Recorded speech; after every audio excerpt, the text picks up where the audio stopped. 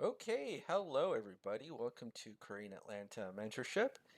And in this video, we're going to go over how we can make rental properties work as landlords. Now, I don't know if you know this, but there's a thing out there called tired landlords. So if you do a quick Google search of how to find tired landlords, there is tons and tons of information of finding those tired landlords who are sick and tired of their real estate. And you might be thinking, man, I thought landlords make all this money. Every time I give that $2,000 a month rent check to the landlord, why would they be tired? I never even see them, right?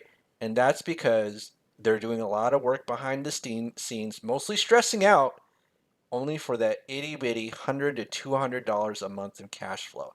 And that's if it's a good cash flow, if it's a good rental property, right? So you could see here, Bigger Pockets, the biggest real estate investing website on the internets, is saying in their own article that good cash flow, and notice how it's in quotes, is only $100 to $200 a month, right? And we're going to reverse that. So instead of being these hardworking, tired landlords, we're going to be what we call a velocity banking lazy landlord, okay? And let's go ahead and demonstrate the power of velocity banking. So, what is velocity banking? All it is a debt payoff strategy using your line of credit as your main operating account. And don't get me wrong, I love rental real estate. In fact, let me go here. This is actually my first rental real estate check, 14 grand. And after the tenant gave me that 14 grand check, I got an unsolicited message. Thank you so much for everything. We appreciate you. This just made my day, right? You ever have stories in your life where it's like, I can't even believe that happened? It happened, right? So I have a good experience for the most part with my rental real estate. And, here's why I answered no problem, happy to be of service. But when I got that first 14 grand check, I was like, I know exactly what I'm doing with this, which is velocity banking. Okay. So, one of the things that we also want to do is before we actually invest in rental real estate, I always emphasize this. We always want to make sure that we do it from a position of strength. So let's say we're this person right here where we make pretty good income, but we got expenses, we got debts, right? Short-term loans, maybe one of those buy now, pay laters. We got credit cards, 4 of them. We got an auto loan, a personal loan, and a mortgage. And we decide, you know what? Maybe we should get a rental property. We got that FOMO, right? But because we have this rental property mortgage, look at how much savings we have if the tenant doesn't pay. Now we're assuming here worst case scenario. So do tenants always pay? No, they don't always pay. And I don't know what it is about human beings, but if people see you in a position of weakness, they like to take advantage. Oh, my landlord leaves money? All right, I guess I won't pay the rent, right? And I'm not saying tenants are bad. I love my rental real estate. I love it when the tenant says thank you so much and we appreciate it. I love getting that 14 grand check too. I love it. But that's not the case for all landlords, right? And that's why tired landlords is a thing. And I'm going to show you how to be a velocity banking lazy landlord and not have to work so hard with much less real estate. Results not guaranteed. Obviously, I have to put a disclaimer. Okay, so let's think about this. Right now is not the appropriate time to have rental real estate because if the tenant doesn't pay, we're going to be in a crunch. And we never want to go to the tenant and feel and give that energy and vibe like, oh my goodness, please give me the money because if I don't have it, I don't have enough money to pay my mortgage. We never want to give the vibe. So what we do, or one of the things that we can do is, hey, we're not even going to invest in rental real estate right now. Let's not do that. Okay. What we're going to do is focus on paying off all of our personal debts first, and then we can get into rental real estate because when we get to rental real estate, we'll do it from a position of strength. So if our tenant doesn't pay or is giving us problems, see ya, you're out the door, right? All right. So now we have our budget, okay? So this is going to be on hold for now. Let's not do this for now. And we have our budget. We have to list every single debt that we have, right? Your income, expenses, our leftover savings. Make sure you write every single debt because this is a debt payoff strategy, right? And once we've written every single one of our debts and the payment amounts, now what we need is a line of credit as our main operating account. A line of credit. What is a line of credit? All is a financial tool where you could borrow money, pay it back, and then use it over and over again. Okay. And I got oodles and oodles and oodles and oodles and oodles and oodles of lines of credit. I always show the screen now. I probably need to like take 20 screenshots because I think I have 19 or 20 lines of credit, equaling up to $516,000. In fact, I actually closed on this home equity line of credit this Monday, and I totally forgot about the 3 day right to cancel or right to rescission rule. Right. So if you ever apply for a new home equity line of credit and it's in your personal residence, you have 3 days to cancel. But the 3 days to cancel also means that you don't have access to it for 3 days. It's a bummer. So I'm gonna have to wait. I think 1 or 2 more days until I have actual access to this line, $280,000 line of credit. But in total, I have over $516,000. Okay. And here's the secret, right? Here's the secret. And here's why velocity banking, actually learning it before you have even income and debt, is actually advantageous to you because you'll never get into this situation, right? Oh, that's my belief at least. When I first learned velocity banking, I was only making 20 grand a year. I was like, why am I even learning this? I'm never going to get like a 10 or a 15 grand line of credit. And then once I was in a position where I was able to, I made sure that I never got into the situation, right? And here's the secret about getting lines of credit. And I say this every single video, but people keep asking the same question: how do I get a line of credit? The answer to it is that banks don't lend money to people who need it, right? They don't lend money to people who need it. So you have to have a firm financial foundation to ever get the tools, right? And their hope is that, hey, you're strong right now, but we secretly hope that you use the tool kind of a little bit off so that we can make interest off of it, interest off of what you're doing, right? And that's why in every single lender's website about home equity lines of credit, they ask you to make big purchases, and they'll offer you a savings account because that's like the big 1-2 punch combo of making sure that the bank makes money off of you. Have a savings account, okay, and make a big purchase that immediately doesn't increase your wealth, okay, like home renovations, okay. All right, so now let's go here and let's just assume that we got a huge line of credit available. So think of this as like a huge credit card, but you're putting your home as collateral. In fact, the home equity line of credit I closed on has an 8% interest rate because it's from a credit union. I got it from a regional bank first 2 times, and it was like what, eight to no, around 9 to 10%, and now 8. That's pretty sweet. But even at 10, it was pretty sweet too because we're applying the strategy with the 10% line of credit. And now I'm excited to see what if 8 will really make a big difference in my life, but it probably won't. All right, so let's assume we got a $50,000 home equity line of credit. Now we assume two things that's kind of hard for most Americans to I don't want to say believe, but I can't think of any other word, right? Number one, we can pay off debt quicker without making more income. And then number two is that we're not going to have any savings at all during this process while we're paying off debt. No savings. So if you take a look um, here, right, you take a look at my checking account, I start with zero, I end with zero, right? At the end of the balance term, I'm not going to have any money in my checking account, or maybe a penny, just so that the bank knows that they're not going to shut down my account. It's still active, right? Some banks do that. You might want to leave a penny. But for me, you can see here, I don't have any money ever coming in or staying in my bank account. So this is why we emphasize the savings is zero part, but we're going to have something, okay, called cash flow that looks very similar to savings in the very beginning, right? Income minus expenses, no savings, but we have this thing called cash flow, which is very similar, okay, very similar to our savings, all right?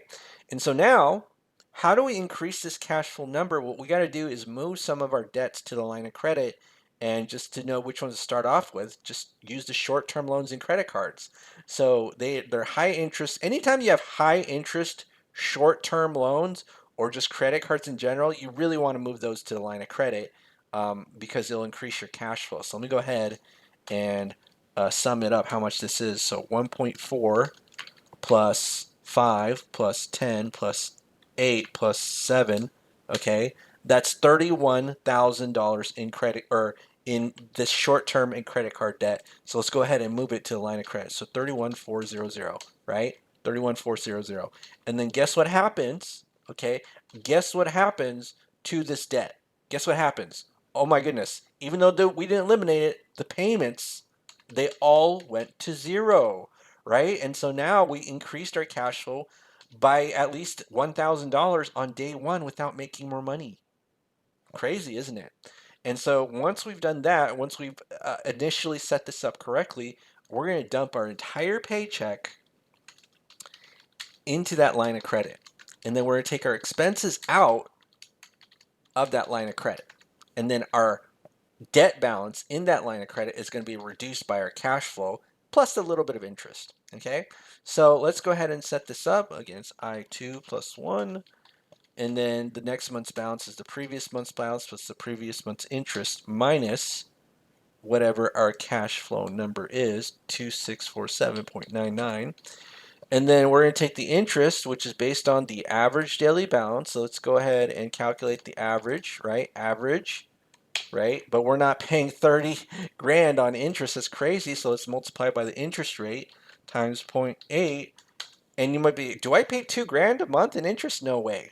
It's the interest rate is quoted annually, but you calculate it monthly, so you got to divide by 12. Okay, so it's only $200 a month. Not bad, right?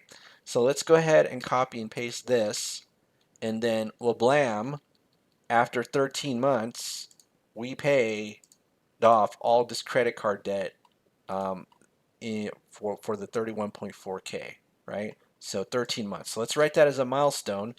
13 months, 31.4K. Wow, that was really easy, right? So again, if we were in this situation right here, which was pretty good, right? Pretty good. Now we paid off all of our credit card debt, and so we're a little bit freer. We can breathe a little bit more, right? So now it's time to tackle all of these loans, the auto and the personal and the mortgage, right? And we don't have a rental mortgage, so we technically only have 3 more debts left. And I would say you can make an argument like, hey, we can decide to invest in rental properties after we've completely paid off a mortgage, or maybe just still leave the mortgage because it's only $885 and a 3% interest rate, and then go ahead and invest in the rental property, right? So let's go ahead and figure out what the current loan balance is. Okay, here we are with the tab of our loan calculator, and all we got to do is put what month it is, and then it'll show us the current balance. So if you have the original balance, the interest rate, and the loan term, you can auto calculate the payment with this payment function up on top. And then there's also this future value function, which takes into account like the interest rates and stuff like that, right? So you can take a look here. Oh my goodness, there's so much here. Okay, so now let's go ahead and put the current month, which is 13 months, right? You see 13 right here. That's how long it took to pay off the credit card debt. And then 13, 13, 13. Bam. Okay, so now let's take a look as to where we are. So we have 2 loans. Actually, did I do this wrong? I did do this wrong. I know I did wrong. So the loan term, I did incorrectly. So it should be 5, 5, 5 personal and 5 auto. And so you can take a look here. So now this is the current balance, right? So here's the thing. How do we know which debts to pay off first? Well, we have this indicator called the cash flow index, right? And I probably need to do a more deep dive in another video, but I use this as a ranking system. All it is a formula of the balance divided by the current balance divided by the monthly payment. And the lower the number, that's the one you want to pay off. Anything lower than 50 in general, you're okay to pay off. Okay? So, all right. So why don't we do this? Okay? We'll just pay off one loan at a time. Now, why are we going to pay off this $20,000 first? Because if we pay off this $20,000, we're going to get the most cash flow for it based on proportions and ratios. So 20 grand here, we get $600 back. We pay 16 grand, we get about 400. And look at this, if we pay 200 grand, we only get 885. This is why we pay the mortgage last. This is why debt payoff order is incredibly important. Okay? Because we're going to use our cash flow to pay off debt. And it's kind of like an increasing snowball effect.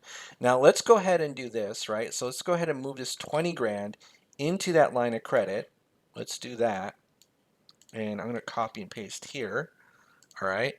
And so what we do is just simply just overpay with the line of credit 2367.35, right? We did that.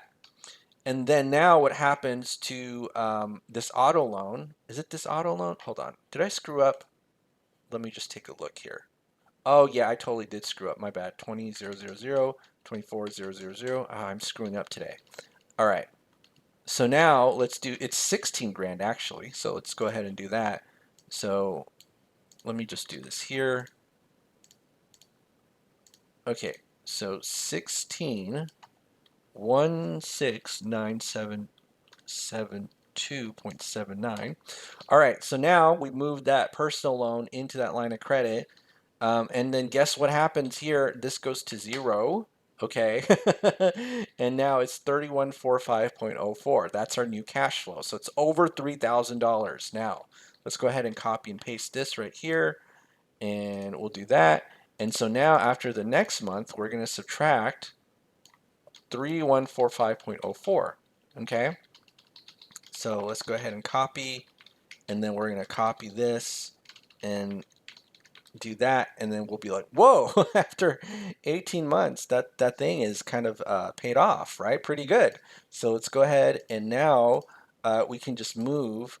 Actually, let me just do this. So 18 months, we paid off 31 points. So that'll be 51.4K, right? So at 18 months, right? And so now let's go ahead and update our loan spreadsheet.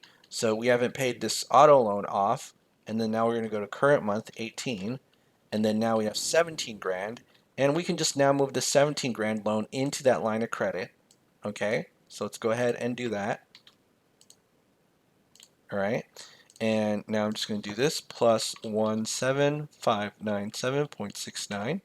All right, and once we've done that, guess what happens? Just by moving this auto loan, this goes to zero, and then our cash flow is now 3614.63, right? 3614 times 63. So let's go ahead and put in, whoopsie, our new cash flow. We're going to go ahead and do that now.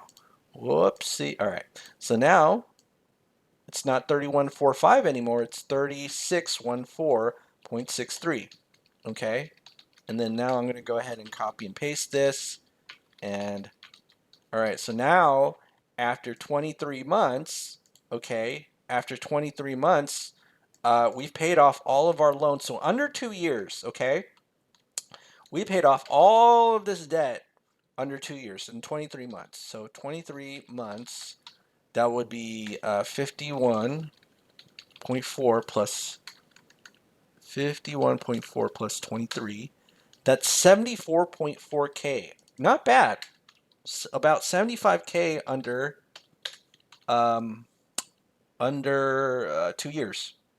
And now is the time, okay, to invest in a rental property, right? So you can focus on paying off your mortgage completely first, or just say, hey, you know what? I have enough cash flow. So if my tenant doesn't pay, right? If my tenant doesn't pay, and let's see what the payment amount is. If I put, let me just do this.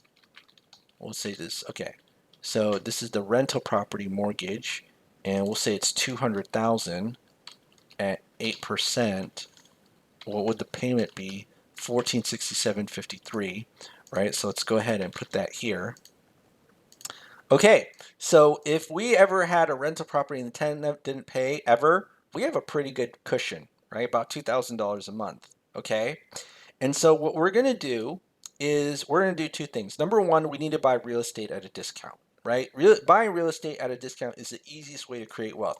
So you take a look at this right here. This is the property that the tenant below lived in, right? So thank you so much. We appreciate everything for you. And I bought this at a discount. Your criteria should be different from most of the general population, because when most of the general population finds a property that they love, they overbid for it. Whereas as a real estate investor, in order for us to make a rated return, we got to buy it at a discount. But guess what? Even if we buy it at a $100,000 discount, let's say this is a $200,000 loan, we ain't going to cash flow, because let's say this payment amount is like 1467, and we make $2,000 a month. most of that is going to go to expenses. So we got to pay the loan, we got to pay the insurance, we got to pay like what else? Taxes and all that. And y'all know that taxes have been going up because the property value has been going up so high, right? So we might not cash flow, especially if the rent is just around like I don't know, $2,000 a month, right? So it's kind of a big deal that we need to get rid of the debt, and that's what we're going to do. Okay, so why don't we just do this? Okay, so let's take a look. I'm going to pull out an amortization sheet so it's a lot easier to figure out what I'm talking about. So let me just go here, and then I'm going to type in calculator.net loan amortization. And I'm going to type in 30 years at 8%. And you might be thinking, wow, like investment loans are 8%. And I know in the beginning 2020s, the interest rates are like 2%. Like how, why is this such a big difference?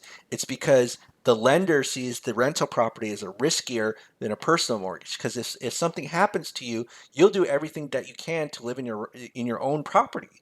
But if your tenant, for whatever reason doesn't pay and you don't live there, it's kind of like, you're not that concerned compared to your own residence, right? So that's why lenders see it as a risk. And then as you can see right here, oh my goodness, look at that. Oh, that's the total we pay after 30 years. And just the interest alone is actually way more than the loan amount. So if we borrowed only 200,000, we have to pay $328,000 in interest.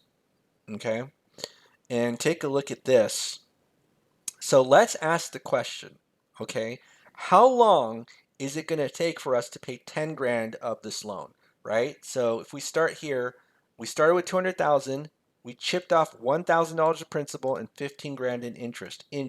Look at that, 15 grand, 15 grand. So it takes us about 5 years to pay $10,000 off.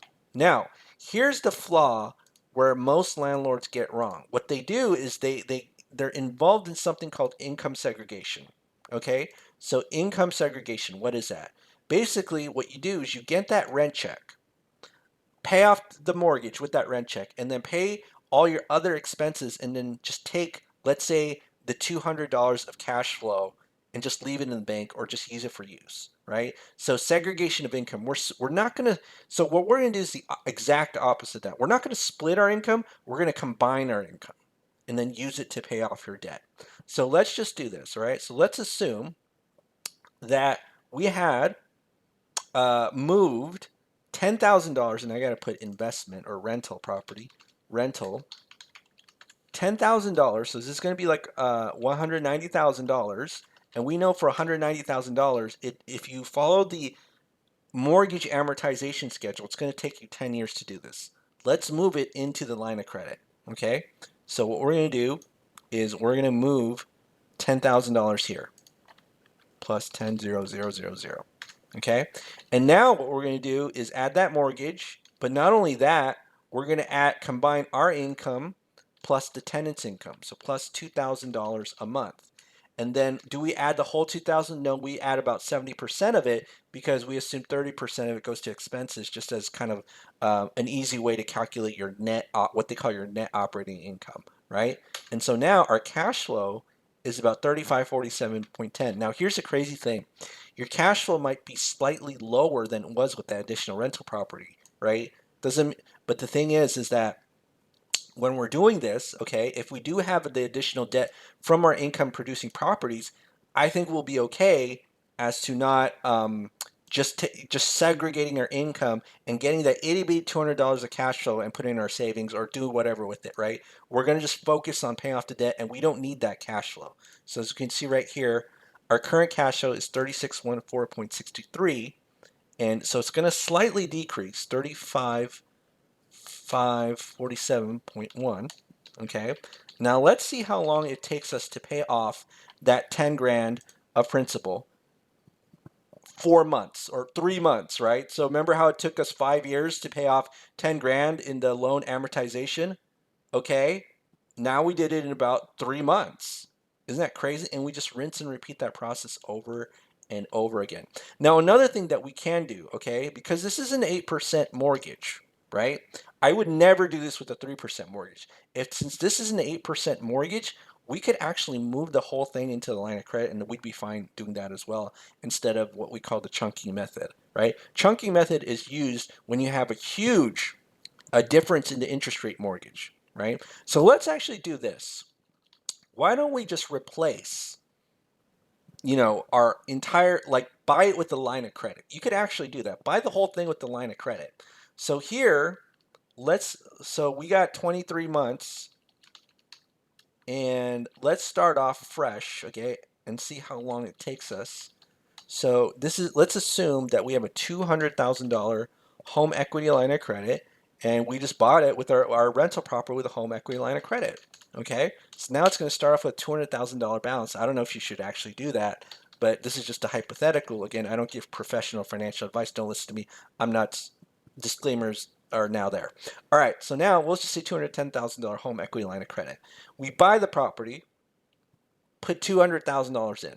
Now what's our cash flow? It's about 35. Actually, our cash flow, because we don't even have a rental property mortgage, is 5 grand? Holy moly. All right, let's do this. All right, so now we're going to go ahead and do that. I2 plus 1. And then now we're going to take the previous month's balance plus the previous month's interest minus that 5 grand, that sweet, sweet 5 grand of cash flow, 5014.63.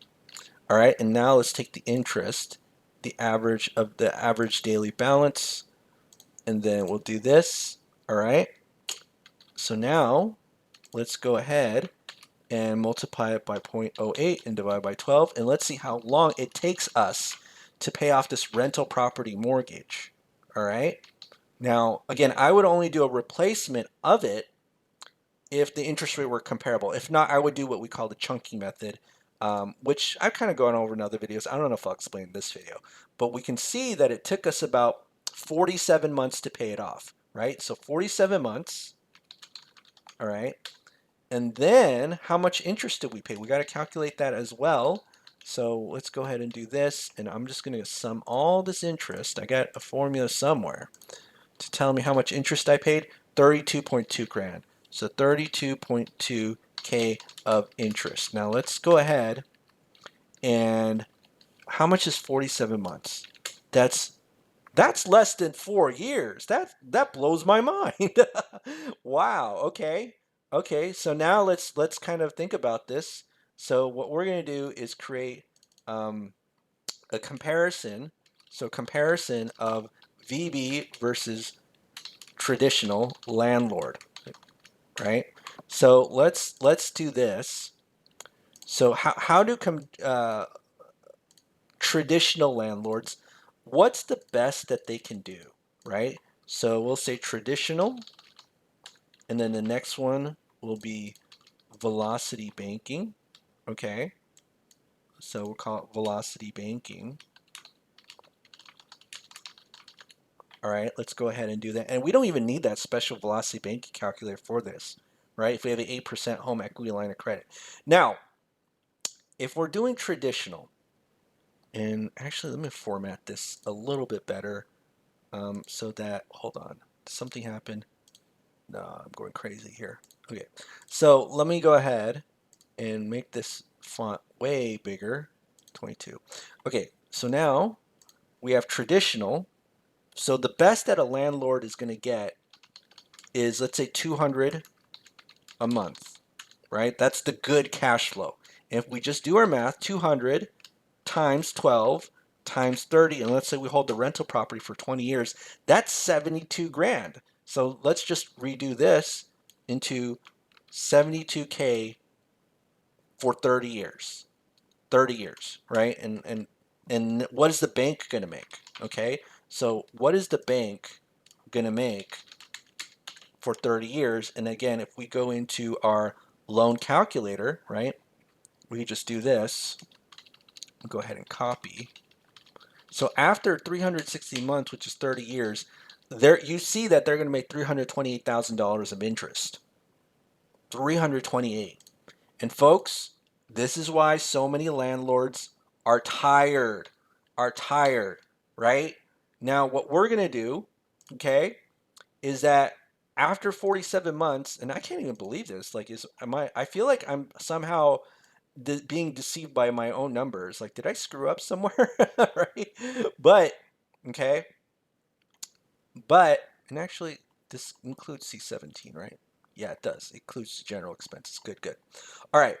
So let me go back here. I'm flabbergasted that this is only, it's less than 4 years to pay off that rental property. That's crazy. 4 years. All right. So now let me go back here.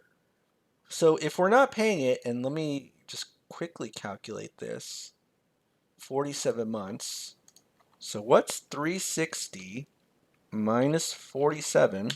Not 57, my bad. 47. Okay, that's 313 months where we actually make money. And then so 47 months as a velocity banker, 47 months, we won't take any money, no money, no money, right? No money for 47 months. And I got to actually make this look better. Okay. So 47 months, we're not going to make any money, but for 313 months, we are actually going to make money, right? And so how do we calculate our cash flow?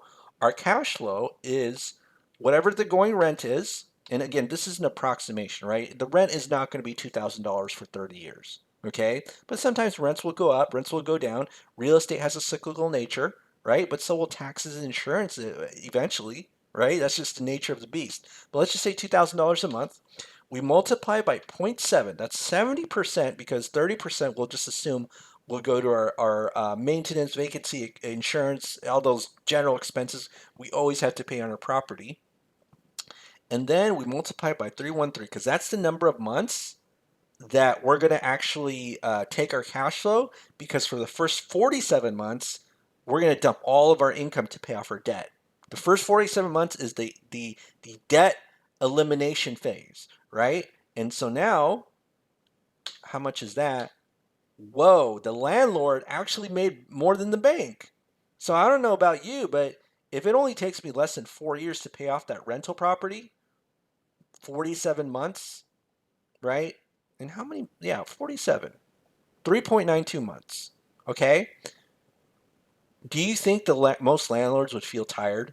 The reason why they're tired is because they're doing all this work and trying to be an influencer on Instagram for a measly $200 a month.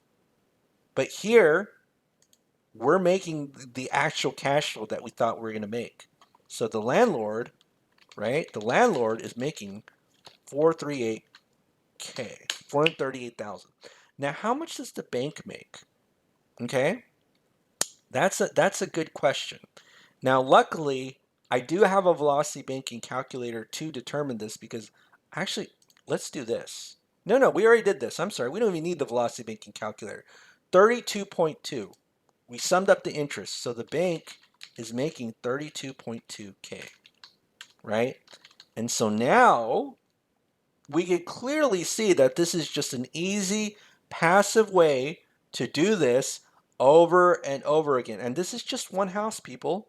Think about it. Most people take 5 to 7 years to pay off a car, and we literally paid off one house under 4, and that's a rental house. Okay? It's a rental house.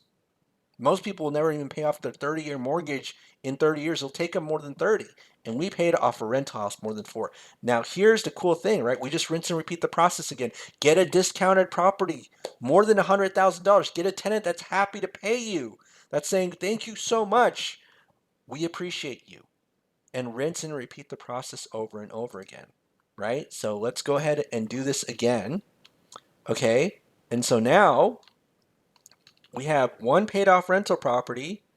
Our line of credit has gone to 0, and we'll just buy another rental property with our line of credit. So let's go ahead and do that, and then add another tenant to our income. So we have two tenants, and then our main source of income, whether it's your job, whether it's uh, flipping houses or wholesaling, or if you want to make your active income or derive your active income from real estate activities, or maybe you're a real estate agent. I don't know, but you got your active income, and then you got your two tenants paying the rent. Okay, and we're not going to segregate our income. And so now let's just update this cash flow number. It's going to be, let's do this, 6 414.63. All right. And let's see how long it takes us to pay off that rental property. Same $200,000, $100,000 discount, 35 months. Oh my goodness. This unbelievable, right? 35 months. So let's go ahead and record this, right? So how much the first, oh my goodness, I forgot to record how long it took to get, it doesn't matter, right? So let me just do this. Second rental. Oh boy. Okay. Second rental, and I'll find out the first rental again. Just give me one moment. But let's take the second rental. How long did it take us? 35 months. 35 months. And that's literally less than 3 years, because 3 years is 36 months, right? So let me just kind of track back and quickly figure out, if I take away one tenant's income, what's our cash flow? It's 5014.63. And then let's go ahead and do this. And how long did it take? Oh yeah, 47. You see, I'm going crazy here. Like, I paid it off so quickly. It's like, where'd the rest of the entries go? And I realized it's right here. So 47 months. Okay. And then we just rinse and repeat the process again, right? So let's just do it again. Go back here. Now we got the third tenant, right? So now we just repeat the process again. Line of credit's 0. We buy the third rental property with our line of credit. Whoa! Take a look at that. Our cash flow is so big. It's not that itty bitty 200 that people are proud of. We got the whole shebang. All right, so now let's go ahead and do that. And then we see that it took us 29 months. 29 months to pay off the third rental. So I got to copy that. All right. So now the third is 29 months, right? 29. Now, do we keep going? I don't know. But here's the thing, okay? After about 30 years, so here's how we calculate how much these rental properties are really worth. There's only two real plays when it comes to rental real estate: cash flow and equity. So how much equity do we have and how much cash flow have we gained? And after 30 years, we could just simply estimate it like this, right?